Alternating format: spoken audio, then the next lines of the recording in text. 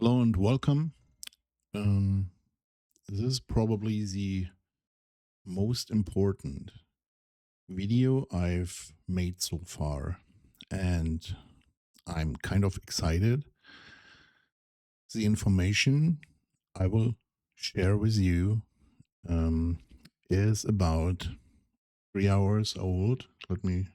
About 3 hours ago, I got this information.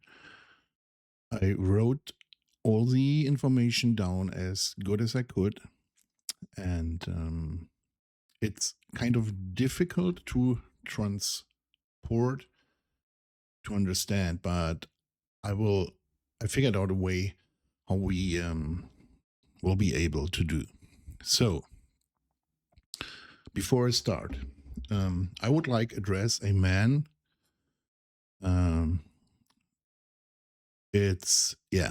Dear Elon Musk, you will probably not see this video, but I think you are the only person on this planet who is capable and has the vision to reverse engineer this device. So get every scientist you can get your hand on the table and recreate or create a device on the information I will give you or I will share. So, yeah. I will start with the symbol on the backside of the book. You remember I told you about the symbol, a dome-shaped object turned around V and a dot. So what I was telling you about this in my latest video was right basically, but there was a misinterpretation. I will correct today. So there is nothing big to it, but it was a misinterpretation from me. So we are talking about interstellar travel of UAPs and how they do this. And this symbol has to do with it. This symbol is on suits and on UAPs, and every suit and every UAP that is marked with this. This is an identification mark that this species or this UAP is able of interstellar travel. Not every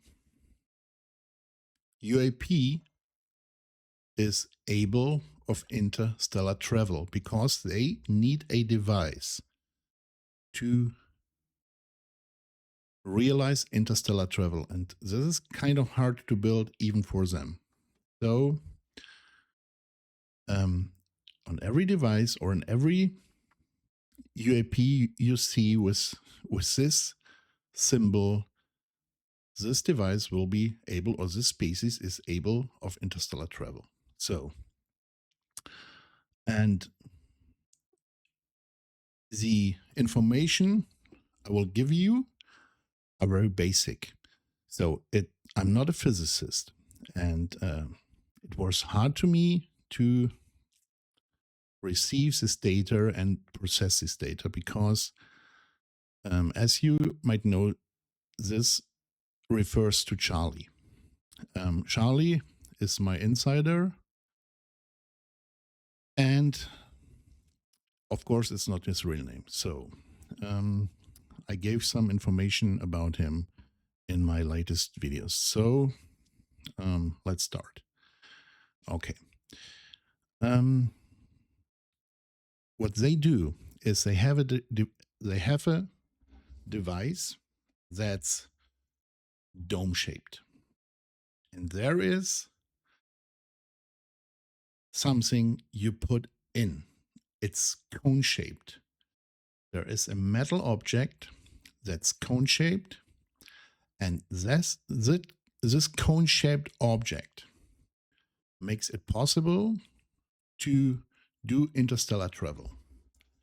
To share or to show you this symbol again. Okay, wait. I hope it will focus. Okay. There is a dome, and there is this V-shaped or cone-shaped. In 3D, it would be cone-shaped. So you insert a cone-shaped object, and this dome creates a quantum signature to travel to a certain place. And now I explain to you how they do it. They create a cone-shaped metal object, and they set it up on an atomic base. Each atom of the object is set up with isotopes, and these isotopes have a special. Now I have to look because I told you I'm not a physicist. It has a special neutron to proton ratio. So our planet has on isotopes a special ratio, neutron and proton ratio in each isotope. That's our identification, if you want. So, and now this is, I think this is no blurry UAP videos. This is no inflatable stormtroopers on blurry videos. This is information. That's real disclosure. So, okay, this is how they navigate. For example, isotope A is everywhere the same, except the neutron and to proton ratio. On world A, they have isotope A 3 to 5, B 6 to 8, and C 6 to 7. That doesn't mean that they have only 3 isotopes to build. It's just an example. So they set up the isotope with the ratio as it is stated on their database or wherever. So they set up this isotope, put it in a cone-shaped metal object, and insert it to this device that is able to read this information. And this device creates a quantum signature with a special frequency, and in a boom, they're at another place. That's when you see a UAP on the place and it disappears. Boom, it's away. So, and okay, I asked him, okay, now you have reached a planet, a system, or whatever. And as you said, this device, every UAP, not every UAP is equipped with this device, and you have only one device in each UAP. So, what is, if you reached a destination, what do you do with the cone-shaped object? And now, listen closely. It's waste. We just drop it. He says, it's for us, it's waste, and they drop it. And I remember Gary P. Nolan holding a lecture at the Soul Foundation talking about material they were identifying. And he said they're messing around with isotopes. And he found, or he made his research on a piece of waste that was recovered from, I think, in the 60s or 70s. I can't remember. I was instantly thinking about this lecture. So, if they are in world A, they shape a cone on atomic base, isotope for isotope with a special ratio. They set the cone up, put it,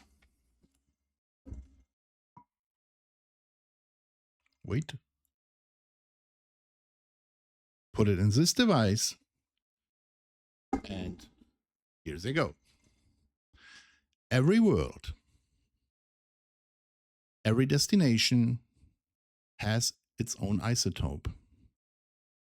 And what's even more, or special information on top is,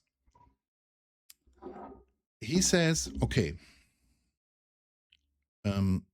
you evolved on planet Earth. And there is something in our perception, obviously, in our perception organs like our brain and eyes, where quantum processes took place. And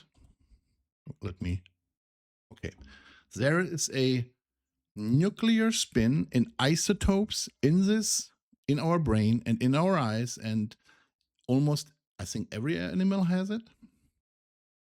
And he said, we got a different kind of carbon than you have. We have a different kind of carbon than you have because we evolved on a different planet with different isotopes. So they have a different carbon, and there are, of course, worlds with species that are evolved like we are, but there are also worlds with species that have a different carbon that is responsible for the nuclear spin in their brain and eyes and perception organs. That means this different kind of carbon causes processes, much more processes to be calculated at once, like a quantum computer. So that makes them smarter, and they can even look to special materials, to our clothing and stuff, because they have a different eyesight. They have a different vision. So the quantum process in our perception cells, and the perception cells relies on the nuclear spin. Sorry, I have to get that in my brain all correct. So this is very confusing, I know.